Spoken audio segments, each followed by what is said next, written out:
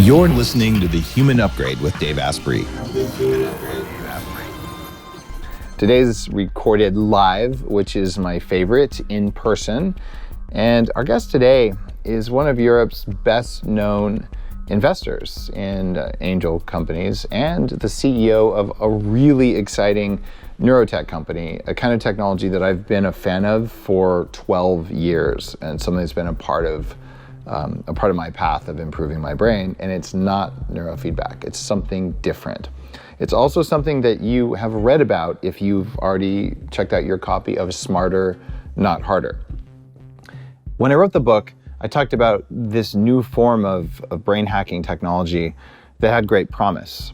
And I mentioned one of the companies doing it, and after the book went to press, I just happened to be introduced by a mutual friend to the CEO of the company and didn't realize how far the tech had come along. So this episode is to introduce you to a new idea behind how much control you actually have of your brain, a new way of accessing your meat operating system, and something I haven't really talked about on the show and probably wrote a blog about maybe in 2012, but since then it's just kind of been missing from the conversation because I didn't have a good way to get it to you, despite my best efforts. His name is Moha Bensofia. Mohan, welcome to Austin. Welcome to the show. Dave, so great to be here. Thank you for having me. All right, we're going to talk about neurotech. We're going to talk about getting more blood in the front of your brain and doing it without drugs, although you could do it with drugs too. But before we get there, you're kind of a conundrum. So you live in Stockholm, so Jättebra. I have connections through my former wife in Stockholm. But you don't look like you're from Stockholm. No, I'm from Costa Rica. And somehow you're Europe's most popular or best very known. active angel investor. So are you one of those guys where like, I don't always drink Bacardi, but when I do, I drink this? Like you're like the most interesting man in the world kind of thing? You have that vibe. I only drink tequila, and I actually have I actually have a tequila room in Stockholm that's pretty infamous. Okay. Got it. But so you have this like international man of mystery sort of thing. You're like, "Hi, Dave, I'm calling you from Dubai," and you're just bouncing all over the place. I'm an investor in a few companies, that a lot of them in health. But I mean, my whole journey. So I'm a Costa Rican. Everything kind of happened by chance. My whole journey started out with me scaling a fishing app. And then from there, I kind of became one of the tech guys. So when I got to Sweden after my issues in Libya, which I mentioned. Do you guys see why I'm like international man of mystery right here? Yeah, I'm Costa Rican and issues on Libya. Okay. Got myself in a little bit of trouble in Libya, and I ended up going to Sweden.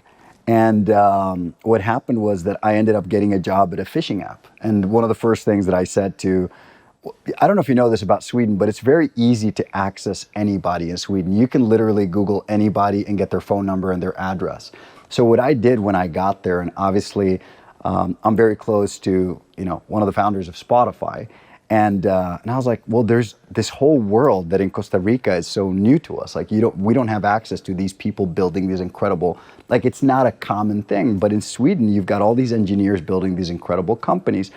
So I started talking to Daniel, and I said to him, well, how do I get involved in this? Because I don't know how to code. I'm not an engineer. I was a mediocre high school student, never graduated college. I don't know anything about engineering. And what he said to me is, the skill set that you've got is very complementary, because Swedes they want to build the best thing, but they don't want to talk about it. It's true. So my job just basically became to get the projects of smarter people and just talking about them. And it all just kind of happened organically. I remember I Googled like the top 20 hot startups. This is 2014. And I remember reaching out to all the CEOs of these startups. And like half of them replied me. And half of that half ended up asking me out for a coffee. Okay, let's hear what you've got. And I ended up taking a job with a fishing app called Fishbrain. And I remember... So this wasn't a dating app or a computer fraud app. It was that kind of like good old fashioned, like I'm catching trout app. This is literally, it was the world's largest fishing app. It's the social network for anglers. Okay. And I scaled that, and I took it from, I helped that company kind of blow up with just common sense, analog, Costa Rican, we call it Malicia India, like where we come from, which is just like kind of like that Native American, like evil thinking, kind of like just common sense, the same skill set that it would take for you to sell a selfie stick to a tourist. Like that's the skill set. I just happen to be in these companies that have value, and I managed to negotiate some equity. And that's kind of how it happened. I remember actually my first conversation with this guy. I said to him, I know nothing about fishing and I know nothing about apps, but you need to hire me. You need to pay me this salary, because I had calculated how much I would need for rent and food and to live comfortably, and I want 2% of the company. And he said, you're crazy. And I said, well, if I'm not crazy, I'm going to make you a rock star. And that's how my whole career started, kind of. Wow. And then you diversified into investing and all. And then when we were introduced by a friend, which seemed kind of randomly, Super random. You actually described a little bit about what you're doing and said, there's one company in your space called Mendi that's the leading one, and I have the gear. And you're like, I'm the CEO of Mendi. I'm like, this is too crazy. Yeah. Right? That was so exciting. So why did you decide to go into running a neuroscience company, given that you're a social hacker, if anything? I didn't want to, and I was actually, I was retired before that. I can't even take credit for finding Mendi. So the founders, actually, one of the founders found me, and after that fish brain period, he had added me on Facebook, on Messenger. And then in 2009, that was in 2014, then in 2019, he started messaging me, can we have a meeting? Can we have a meeting? I need to show you this thing I'm working on. And so he had identified me, and he figured that I could scale it because I could have access to people like you, for example, that could get the word out about this technology that him and his partner Rickard had built. Rickard's like one of the smarter people I know. And is Rickard also in Sweden? Yeah. Okay, got it. So Rickard's the one that built the technology, and Sammy's. So they're the two founders of Mendi. And I remember going to WeWork in Stockholm because I had to see another one of my companies. I'm an investor in dozens of companies, and I said to him, "You've got 15 minutes." And he came over and he brought this, this Mendi, and he's like, "Oh, this is a thing called Mendi, and it will fix everything from your depression to your anxiety to your ADHD to your insomnia to your lack of focus to." And I said to him, "That really sounds like snake oil. Let's try it out." And then I tried it, and I'm struggling to control it, and I don't know what I'm doing. And then but it was definitely interesting. And I said to him, "Who's financed this? Who's bankrolled this? Because you don't look like you've got, two dimes to rub together." It's a well put together product too. When I got it, I was surprised because the one I used to sell 10 years ago was like a foam headband. It was really shitty. Yeah. So and he said to me, "Well, the EU has financed it, and like Swedish Innovation Agency and stuff." So I figured the due diligence has been done, and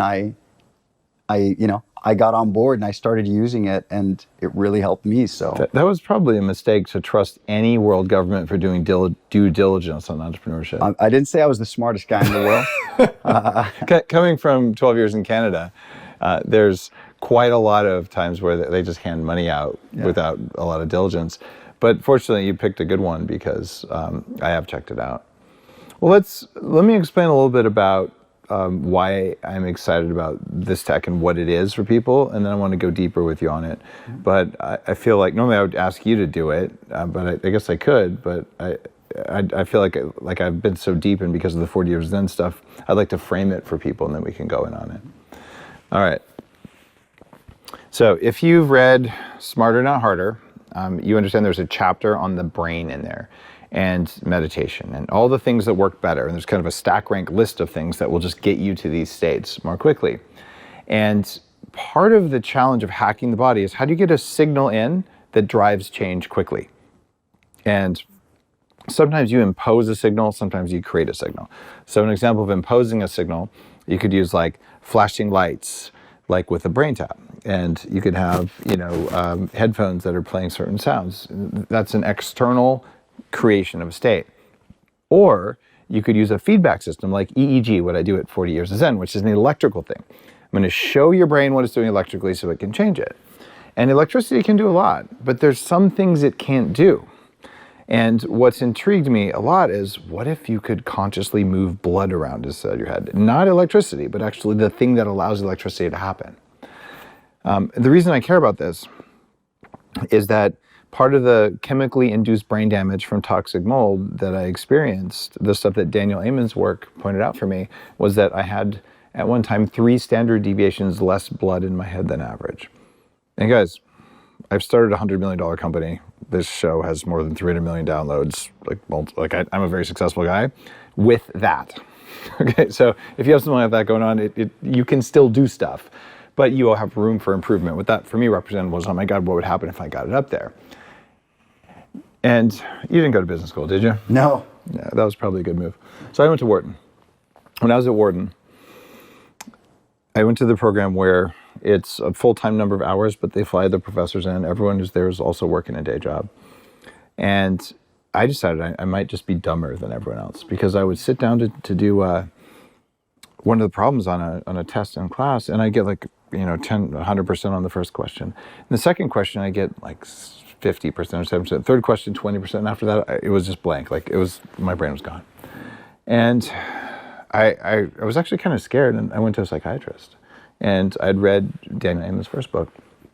And the psychiatrist, actually, when they saw the blood flow and they saw the metabolic activity on scans, he said, yeah, you have ADHD, and in fact, inside your brain is total chaos. You have the best camouflage I've ever seen. I don't know how you're standing here in front of me today. Basically your brain is applesauce in there. And I'm like, oh, thank God, it's not just me. But it was because of that I started looking at, how do I control the blood in my brain? I looked at blood volume and exercise and salt and hydration, all of which affect the brain. But then I came across this idea that you could basically bounce light off blood in the front of your skull and see how much blood was there, and that you could train it. Just like you can train yourself to make your fingertip warmer, which is the proof point for this. This is a very old biohack from the first days of biofeedback. So all of a sudden I'm like, oh, you can do this. So I bought this cobbled together crappy system that had really bad characteristics of performance, but the data showed every time that I would use it, that my ability to pay attention would go up. Right. And I can pay attention for as long as I want to now, right? And that was something that I was just I don't know how to bring this to people, because I know that it makes a difference, but most people aren't going to do an open source version of this thing. It's like soldering it yourself and just all this nonsense. So I thought it was a lost art, one of those things that had potential, but would never be available. And then all of a sudden, this well-made headband pops up on Instagram during the very first launch of the public selling of this thing. I said, all right, I want it. And guys, this is literally a random connection. We don't have any commercial connection. I'm just really interested in this tech, and I think it's really worthy. And I'll likely build it into some of the protocols that I recommend for you if you're a listener or if you're a member of the Upgrade Collective, because it's that powerful. So that's my framing of it. Shine a light in your head, learn to have more blood where you want it. I truly believe that this can change the world, because, I have ADHD, but I also had really bad PTSD from Libya. And I had nightmares every single day. So I couldn't get a good night of sleep because of these nightmares. And when I started using Mendi, the nightmares started to go away to the point where they were completely gone. And then I realized that it's really a better functioning prefrontal cortex controls everything. So it did make sense that it would help you with everything from your focus to insomnia and addiction and anxiety and ADHD and ADD and depression, because it does sound like snake oil, but in the end, it's the same when you understand how it works. And I did not study neuroscience, and I am constantly surrounded by people that understand this better than I do. I know you understand this way better than I do, because I came in as a user. And then they basically, when they asked me to take the job, I said, yeah, but I know very little about this. And they said to me, yeah, but you believe in us. And that's really all we need. And, and then what I did is I just sought out the experts, the people that understand all of this, so that we could find the answer. Why is it that people feel better? Why is it that when people use Mendi, the anxiety goes away? Why is it the panic attacks go away? Why is it that the insomnia, all these things go away? Why is it that you can focus better? it's been life-changing for me. I would be incapable of having a job where I have to sit down and focus, let alone answer an email. You can understand, like sit there for hours still at work. answer emails? Very rarely, and usually on my phone. I don't even travel with my laptop most of the time. Too? Yeah, I do. I'm with you. It's always been pain to do that. And now if you're listening to this going, I don't have ADHD, actually you probably do. If you live in the current world and you have a mobile device, you've probably given yourself ADHD. This is why our attention span is about equal to a goldfish, right? And if you're younger and you've been eating the stuff they feed you in schools, which is pretty much peasant chow at this point, they've driven all the nutrition out of it, that causes changes in the prefrontal cortex, blood flow in particular. So we have an epidemic of tech and nutrition stealing focus from people. Yeah, 100%. The layers of behavior that have been put in, for example, like a child can't go to the bathroom without, watching 10 TikToks and stuff. That's not how you and I grew up, right? So the technology curve is absurdly quick, and the brain is the same brain that our great grandparents had when things were a lot slower. So basically, is how do you give yourself a fighting chance? By strengthening your brain. And that's what we do. So what we do is very active. For me, it's the reason why I do it is like I'm so committed to it is because I truly feel that a lot of people that are medicated don't need the medications that they have, or they need lesser. I feel that people are just forgotten. It's you just give them stuff to numb them, and we're not really trying to fix anything. And it's because it's a different business model, right? For us, we're not in the business of just milking people out of as much money as we can. For us, it's actually about providing a solution that helps, and that's the whole thing. So for me, I always think, because I started using Mendi and I saw improvements in myself at age 40, I start to think like, what would have happened if I would have had this technology at age 17? Maybe I would have graduated college. Yeah. It would have made a big difference. It would have made a big difference. I would have had better relationships. Emotional regulation is a huge thing, obviously. There's studies being done in Sweden on juvenile delinquents.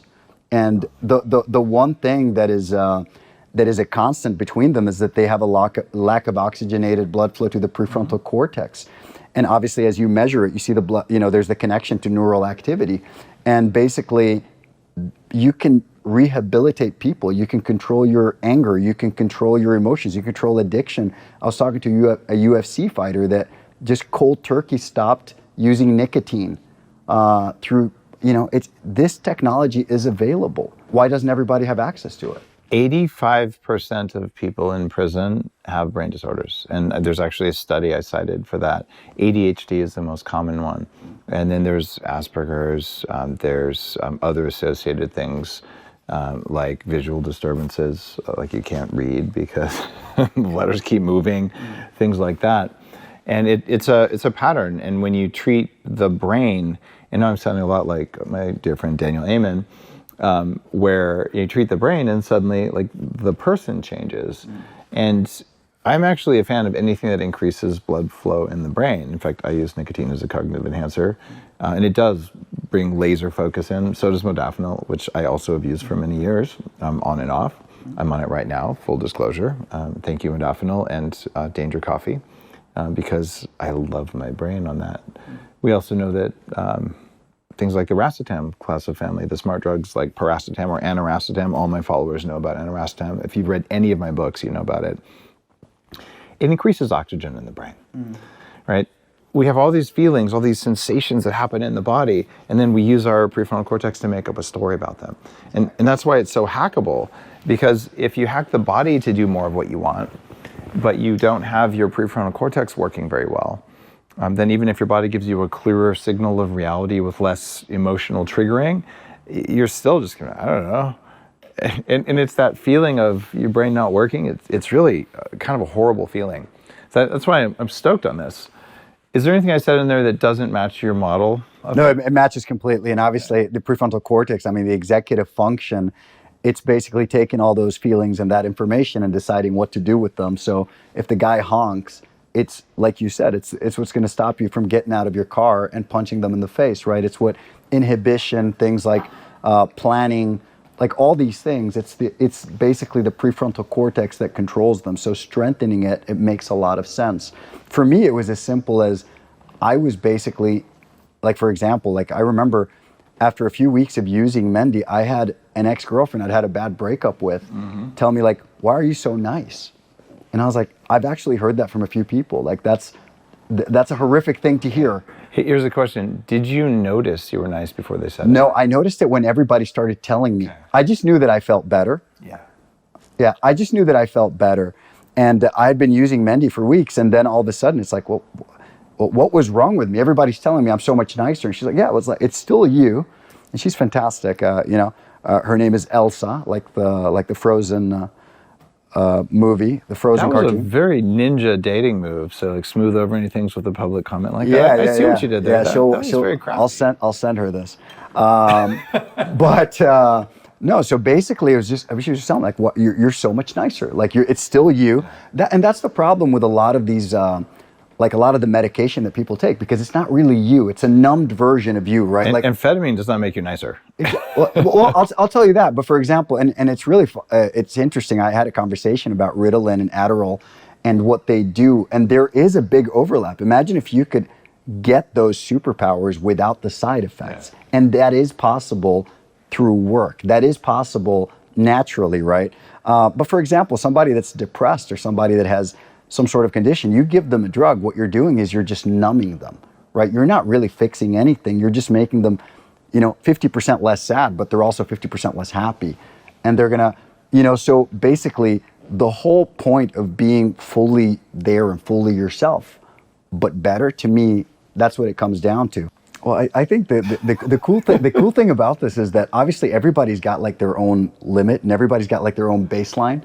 Yeah. And I think your brain, and if you do a Mendi session, I've got a device here. I mean, mine's, I think it's not unpacked yet. I just moved to Austin. But if you do a session, I do a session, your results are probably going to be better than mine. I'm not sure. I haven't done it in a while. Your results are, but to me, it's like I've been improving a lot, and it's like I'm never going to be an elite swimmer, but I can become a much better swimmer, kind of thing. That's the thing, right? And that's the thing. Like it's not about competing. Even like, so the whole point when I did Mendi, and one of the arguments at first when we launched on Kickstarter, and they were telling me like, oh, like yeah, like I remember they had done this sales strategy. One of the founders, and it was like, oh, then you can buy a few Mendis and stuff. And I was like, well, that goes against what I believe in. Why would you buy it with everyone? Get one Mendi and share it with your whole family. If you've got 6 people, why would we, like we're not Apple. We're not trying to sell a phone for everybody. Like I'm not trying to sell as many Mendis. I'm trying to impact as many people as possible. For me, this is like, it's literally kind of like more, it comes from a sense of obligation, because I've already made money doing other stuff that I don't care too much about. Like I told you, I've scaled everything from phishing apps to all sorts of stuff. I've been, I'm involved in some things that, I get to pick and choose more when I'm not broke than I did at first. Yeah. But for me, Mendi is really about just helping 100 million people. Like when I speak to a lot of users, and when you talk to a parent that says, my kid's panic attacks got better, or somebody telling me like, I can sleep, and they're thanking me, to me, it's just, that's everything. Emotional regulation is precious for kids because kids usually develop a feeling of shame that they don't have it, and you're not supposed to have it. You're a kid. Your prefrontal cortex, the part that does that, it isn't built yet. So you're supposed to have like really strong emotions, the teenage angst and explosive anger. And then if your parents have done their work, then they're like, it's okay, little Johnny, you're fine. That kind of behavior isn't going to work. And they say it 1,000 times until the prefrontal cortex does, and they don't get triggered at all. If your parents are that good, that's amazing, because I'm not that good. No one's that good, because parents, we get tired too, right? Our prefrontal cortexes aren't perfect. But we all do our best, but then we end up basically being yelled at enough times for it, and then we're like frustrated. So then when you get a wave of emotion, even as an adult, it's generated from the body. Even if your prefrontal cortex catches it, instead of just being, oh, that's what that is, then you get shame and guilt. And that's a lot of deprogramming. A lot of EEG work I do is around that. But what you're doing with Mendi is very different, because there's no reset process. There's no forgiveness. It's literally just kind of make the curve go up. And when you do that, you wouldn't know it. You're just making the curve go up. But the thing you're doing inside your body, there aren't words for it, it's forcing blood forward. And as soon as you kind of slow down, you see the curve go down, you're like, oh, that's blood draining. And eventually you're like, oh my God, I have a signal for this. And if you're a longtime listener, even in the very early days of the podcast, I talked about heart rate variability feedback, where you put a thing on your ear and you can tell when you're being triggered, and then you can learn to turn off your trigger. That's another form of biofeedback. But this is a new one, and it's one that was only written about in a few brain science journals, but even then, it was kind of just a little tiny corner of neuroscience. And I had lost hope it would be commercialized. But the reason it's so powerful is that now, once you learn how to do that, your brain will do it automatically. So then all of a sudden you're like, I'm gonna focus. And then like laser focus turns on and you kind of feel it in the front of your brain. And when an emotion comes up like that, you've got another level of focus. It won't derail you. Yeah.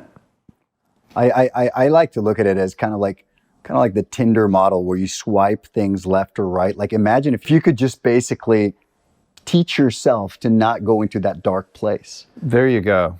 You know, if you could teach yourself to put down the bottle of vodka. Yeah. You know, like, because for example, like, so I went through a lot of therapy. And one thing that I learned is that therapy doesn't really change you. It just makes you understand why you do the stuff that you do. Mm-hmm. What Mendi does is more like a physical thing. It's literally, it's like going to the gym. It's like I can have all the good intention in the world. I want to carry the shopping bags, but if my arms are not strong enough, I can't carry them. I understand I should carry them. It's like if we were talking about pull-ups earlier. And you can do 46 pull-ups? 47 is the most I've done. I was doing them before I got here. But, you know, if I want to do pull-ups, but I don't have the strength, that to me, that's the therapy. It's like, yes, I should be grabbing this thing and I should be doing the pull-ups, but I just don't have the ability. What Mendi does is it helps you build the ability, build the strength so that you can actually, you know, focus on the task at hand, on your work, or so that you can put down the bottle of tequila or the bag of chips. So there's a lot of people, because self-control is such a big part of what makes our lives better or worse. A lot of people that say, hey, I started losing weight because I can portion control now that I use Mendi. And it's like, obviously, it's not a weight control device. But what it is it's a self-control device. And that controls everything. That overlaps into any part of life. It does. And I look at this as like you have these triggers or switches. And when your prefrontal cortex is weak, it doesn't take very much to hit a trigger, right? And if you've done therapy, like you said, well, now you know you have triggers and you have, you know, this chasm or like these areas, right? And the approach that I believe is the highest efficiency, if you could do it, is you actually delete the reservoir of what it was. Like you do a full reset process, like in Smarter Not Harder. And usually that requires electrodes or, you know, Buddhist meditation in a cave or something. And then you're like, you know what? Even if the trigger's there, there's nothing to trigger and it's gone. That's a baller, heavy-duty spiritual practice. In the rest of the time, and you're always going to end up discovering new little things to do that too. The rest of the time, though, like, oh, look, there's something I didn't know about. It's getting triggered. But if you have this like incredibly robust prefrontal cortex, you're going to notice that your nervous system did that to you, and you're going to be like, whatever, and you're not going to lose your focus. Exactly. Right? And it's that strength of the trigger. Like, it's going to take something really big to get me out of my focus state, because now I have a strong focus, so I won't be emotionally dysregulated. And if my strong focus is on following these things I have decided to do, instead of just being blown around by the wind every day, that's a unique form of willpower control and grit and perseverance. And yes, guys, those are trainable. I have trained billionaires using this kind of technology 10 years ago. It just required a laptop and a whole bunch of crappy code, and like it was terrible. So now it's a consumer device. And like I said, we don't have any kind of commercial stuff set up, although I'm probably going to end up doing something with Mendi because it's awesome. But this is like I don't remember how much I paid. It was Kickstarter. It was like $300 or something, $400. What's the state of it now? Oh, it's the same. My dream is that within the next few years, people don't have to pay for it. It'll be paid for by insurance and by, you know, NHS will give it to people. And but I will tell you, like, to use your example about in school about answering the first question right. And so NASA, for example, they use it on their astronauts. And they use Mendi on astronauts? Yeah, so they use it like at the habitat. What they'll do is they'll get a drone and they'll get these pilots to perform this incredibly tedious task. So they'll get exactly the same thing with you in the test, right? So what they'll do is they'll get them to fly a drone like in a square. And obviously the first square is perfect, the second one, but after square number 50 times of flying this drone, obviously you start to falter because you start losing your focus. And that's where the resilience thing comes in. And resilience is basically, you know, a mother that has a baby that hasn't slept, like her keeping it together, a stronger prefrontal cortex. That's what it is. The same thing for, you know, any part of life, basically, having more resilience in your brain.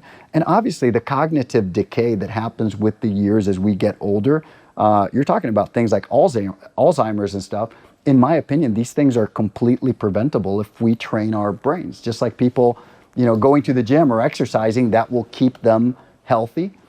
You're not alone. I mean, Dale Bredesen, who wrote The End of Alzheimer's, has been on saying preventable. Daniel Amen's been on saying preventable.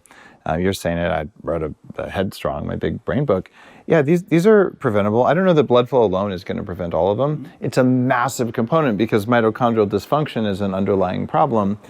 And if you don't have blood, you have mitochondrial dysfunction. If you have toxins in the blood, you still have to deal with those. Yeah. But the rate of decline, if you're getting Alzheimer's, that's the toxin-produced kind, it'll be so much slower because at least you have enough blood. Right. So I think this is also along the way, you would have more willpower. And so... And the whole, if you don't use it, you lose it kind of thing, that applies to the brain. And that's the thing. This is not passive. This is not you're just there and passively something is happening. You're doing the work. So when people talk to me about like competitors and stuff, and I don't believe in competitors, like I like all the wearables. I love the space. I've become a nerd about this space later on. Like I got into this in my 40s. Yeah, you don't have competitors on the market that I've found. But to me, the whole thing is about like, I don't look at it that way. I just look at it like together, what we're all trying to do is we're trying to improve the human status right now where we are, like trying to catch up with where technology is and give people a fighting chance. So I'm a big fan of everything that's happening. What we do is different. To be honest, our competitor to me would be like a squat or a bench press. Because if you think about it, what we do is, to be honest, physical gyms would be the competitor to us. This would be a gym for your brain.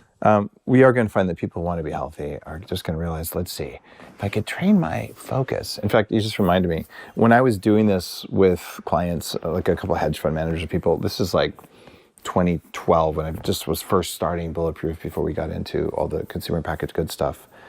I called it the upgraded focus brain trainer. Right? Because that's what it upgraded your focus. You could actually train your brain to pay attention to whatever you want it to. And when you can pay attention to whatever you want to, a unique ability emerges. When focus is effortless and it doesn't cost you much to do, it doesn't cost much electrically, you can have built-in firewalls. Like, I don't see ads. Like, you put them on a page. My focus is so strong, I just see letters. Everything else is out of my visual field. It's gone. Like, I couldn't tell you what ads were there because they didn't have the ability to, like they do for most of my life and for most people. It's there, and your eyes are inexorably drawn to it. Like, and you look at it, and you're like, God damn it! And then you look back, and maybe you send a little wave of hate to the company who interrupted you, and an additional one to Mark Zuckerberg and to Google probably, who were involved in the ad somehow, or you just don't see it. But the not seeing it trick, I think that comes about from having a strong focus, which you can train. So imagine that advertisers are going to hate what you're doing. Are you afraid of that? You're going to have like an ad-supported model? It's funny because we had, so right before we launched on Kickstarter, it was like a historic thing. And for me, that's when like, I was like, our moral compass needs to be like at the forefront of everything because it's very easy to prey on people that have a condition or people that desperately need something. They'll believe anything and they'll pay anything. So for me, it was like, we need to basically not overpromise and we need the science to catch up. That's why I'm starting to talk about these things now because I know there's some studies now, Olaf Krigelson, like some really interesting things that are, you know, where it's unequivocal that this basically works. Stanford guys, like you're going to see all this stuff, and it's really, really, really exciting for us. But so bottom line is, for us, it was just, we don't want to overpromise anything, but what we want to do is we want to just talk about what's available in a way that is understandable to people. So that's why we've got neuroscientists from Stanford now explaining what we're doing, explaining the science, because for me, the key is that everybody has access to it, that schools have access to it. I will tell you, for example, we have had a couple of big companies in the US, big healthcare companies, for example, in the early days say that they wanted to buy 30,000 Mendis and give them to at-risk youth, like as a CSR project or something. And I actually said no to them because we weren't ready, and because what would happen is we would get noisy data. Like we would get bad data because it would be like giving treadmills to people that don't want to use them. The data that we would get is that people don't use the treadmills, right? Yeah. When in fact what you have is you're giving the treadmills to the wrong people. The treadmills are fine, but you need somebody that is motivated to use them. So for us, it was, now we've gotten to the point where we have 20, 25,000 users, and now we can take that step and go into the hundreds of thousands because we have enough cohorts, enough data. We know what it does to people with insomnia. We know what it does to people with panic attacks, with anxiety, people with depression, people with ADHD. I just want to be clear, you don't diagnose or treat any of those things. They just go away as a side effect of focusing. So I That's how it works, man. Yeah. Like same thing. Meat can't cure anything, but if you eat some grass-fed meat and all your stuff goes away, it was just magic. So it's cool to be able to do magic, right? I like magic. Big fan of magic.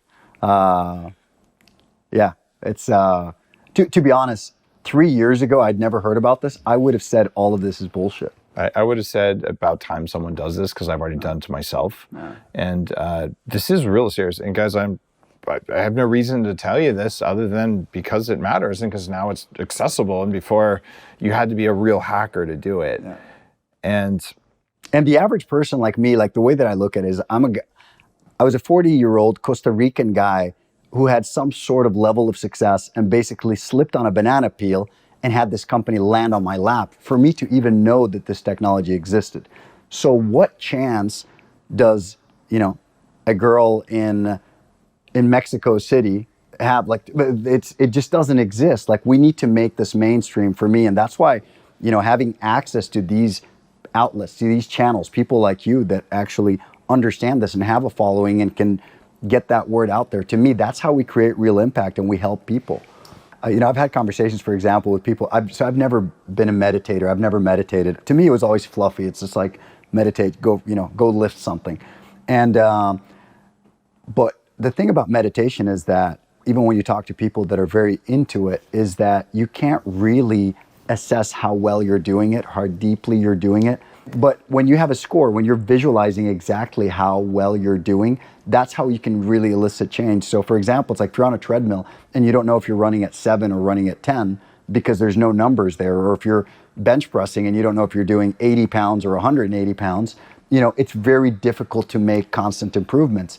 And the thing with Mendi is that over time, your results will be better. And that's a very tangible, objective measurement, right? And that's why, NASA and Stanford and these very, very, very legit institutions, they're like, okay, yeah, this works. Let's figure out how to simplify this so that you can actually explain it to people. And that's kind of the process that we've been at. And and people keep asking me, like, why over the past couple of years, I haven't gone and just leveraged my contacts, because I'm clearly very, very well connected, to kind of get the word out there. And for me, it was just because the science needs to catch up. Like, we need to be able to have everything so that we can show, because there's a lot of anecdotal data. There's a lot of people saying, I sleep better, I feel better, I'm not depressed or whatever. Like, there's so many of these stories, right? But you need a certain amount of data so that you can really 100% say this is what it is. And that's where we're at now. And I'm very excited. I think within a couple of years, this will be mainstream and people will have better lives. If you're paying to put your kids through college, or if you're paying even worse for yourself through college, the way I did, this is probably worth it. Just like smart drugs are worth it. Cognitive enhancers are worth it. Because you're just going to get what I would call an unfair advantage, which was the name of one of my early products of Bulletproof, which makes me happy. My call for you would be take care of your brain. And it's not just, drinking your minerals in your coffee or MCT oil or, taking your supplements or going for a walk, this is actually direct rewiring of the flow of oxygen and nutrients in your mitochondria in the front of your brain. Kind of cool, kind of legit, and pretty shocking that I wrote about it and then just meet you through a friend. That's so cool. Yeah. That was so cool. In Dubai, super random. Yeah. Yeah. And I do have some friends in Dubai now. I've been a few times. And but still, just random at a dinner party. Oh, I know Dave, and then just a WhatsApp comes in, and then you're in Austin a little while later. So thanks for coming out. And I'm truly impressed, and you're inspiring me to re-up my Mendi sessions. We'll probably, I don't know if you brought your phone and your device. We'll do it after the show, and we'll see how my brain's doing. It's been a while, but I mean it's on here. The Mendi app's installed. So anything else? Oh, we should give a URL. Mendi.io, code Dave. MENDI.io, code Dave. I'm very grateful because honestly, this is, you're obviously the godfather of biohacking. So a lot of it, so this is like a big step for us in getting that awareness out to people so that we can give them the training wheels to improve their lives like I did, right? I'm just this, dumb guy from Costa Rica that basically found this technology, and now I'm just thinking, why doesn't everybody have it? So thank you, because you would be the channel to get this information to everybody, and whether they want to do it or not, that's their choice, right? We believe in people choosing. We agree on that. Yeah, you're very welcome, my friend. And my job is to curate the awesome stuff that works and let people know it exists. And just like, here's the whole menu of stuff you can use to biohack, to upgrade yourself.